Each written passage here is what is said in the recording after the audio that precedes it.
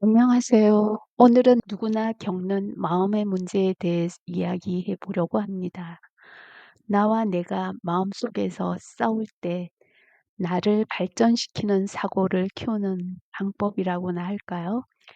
가끔 마음속에서 나와 갈등하는 경우를 경험해 보신 적 있으세요? 어떤 말을 하고 싶은데 하고 나면 후회할 것 같고, 그 말을 참으려고 하니 나중에 억울할 것 같고, 저는 그런 적이 가끔 있거든요. 여러분도 이런 적 있나요? 이번엔 참아야지 했는데 결국 화가 터지는 날.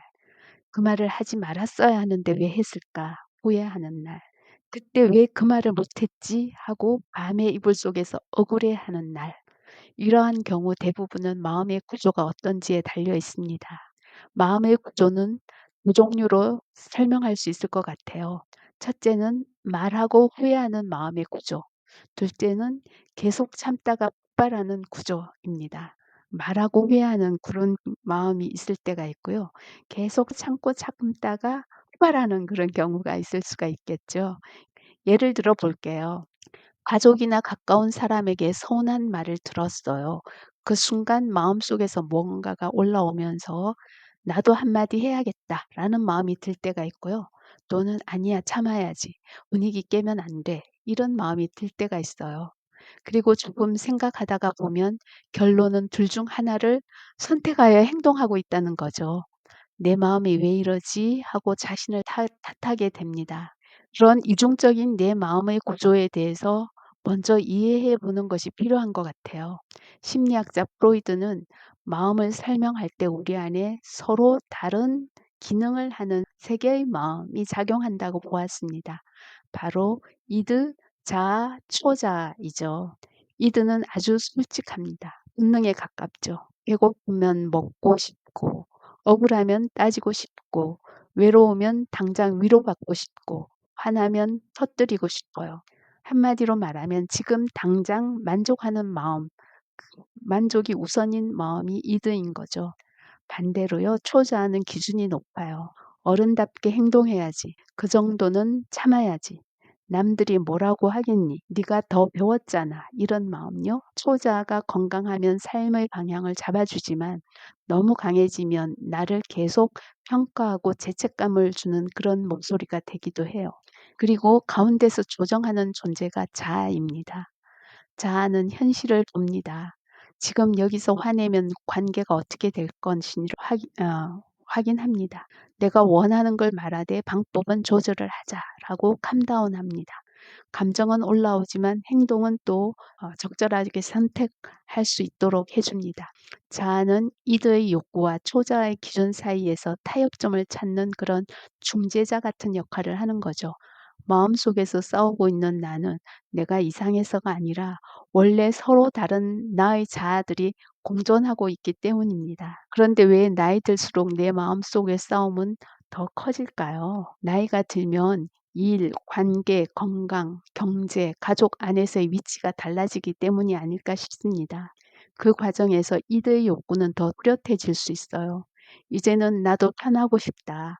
이제는 참기만 하고 싶지 않다. 반대로 초자아도 강해질 수 있어요. 이 나이에 왜 이래? 그렇게 하면 체면이 안 서지. 어른이 됐으면 내려놔야지. 이런 초자아의 생각도 더 강해집니다. 그 사이에서 자아는 더 피곤해지는 거죠. 그래서 참다가 폭발하거나 혹은 말하고 나서 후회하는 경우가 더 잦아집니다. 이렇게 내 속에서 이드, 자아, 초자아들의 싸움이 일어날 때 이 갈등을 어떻게 다스려야 하는지 방법을 알아보는 것이 더 중요하겠죠. 프로이드가 마음의 구조를 설명해 줬다면 마음속의 갈등을 다스리는 데 적용하기 좋은 심리학 이론이 있어요. 인지행동 이론입니다. 인지행동 이론의 핵심은 간단합니다.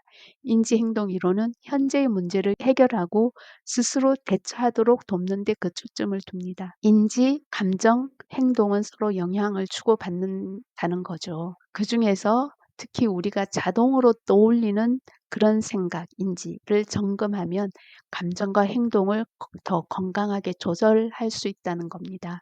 우리가 자동으로 떠올리는 생각, 인지행동 심리학에서는 그것을 자동사고라고 말합니다. 너무 참고 있거나 너무 폭발하거나 이런 것을 다스리기 위해서는 첫 번째 단계는 나의 자동사고를 확인하는 것입니다. 어떤 팩트가 생겼을 때 감정이 바로 튀어나오는 것 같지만 감정이 생기기 전에 그 짧은 사이에 빠른 생각, 즉 자동사고가 일어난다는 거예요.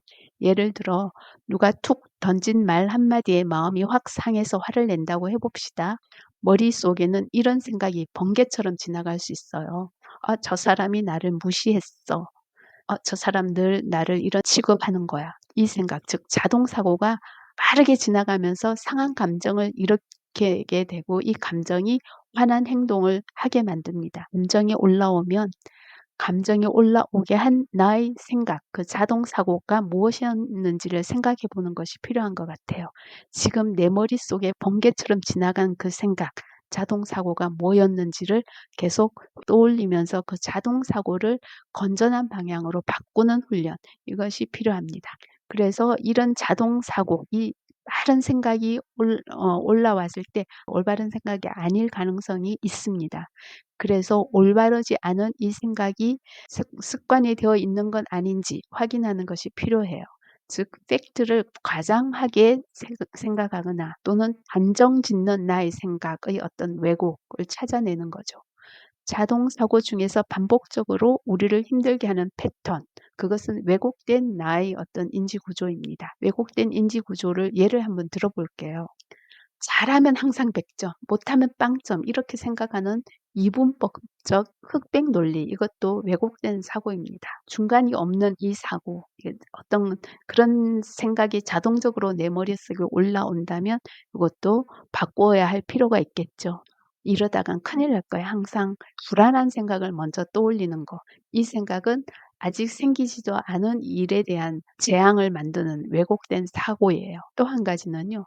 저 사람은 분명 나를 싫어해. 증명하지 않고서 바로 저 사람이 분명 나를 싫어해. 이렇게 생각하는 것 역시 왜곡된 사고로서 상대방의 마음을 내 식으로 해석한 거예요.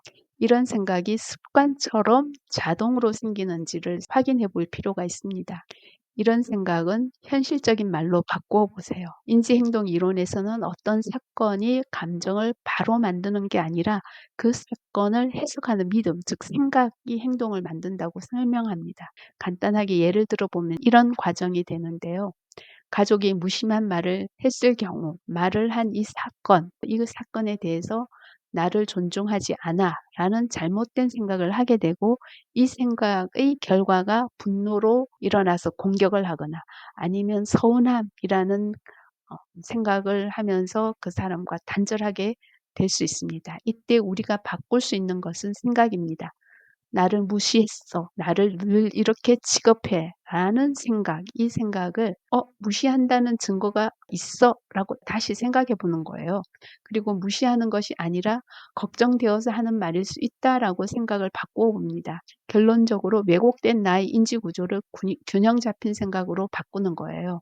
생각이 달라지면 감정도 달라지고 행동도 바뀔 수 있습니다.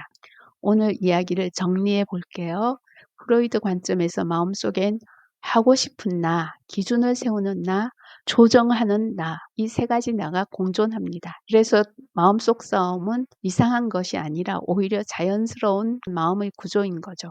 그리고 그 싸움을 줄이고 나의 기준을 확실하게 하는 방법으로 인지행동 심리학에서 말하는 자동사고를 알아차리는 일입니다. 자동사고에서 왜곡하고 있는 나의 인지구조를 점검하고 균형 잡힌 생각으로 바꾸는 연습을 반복하는 거예요.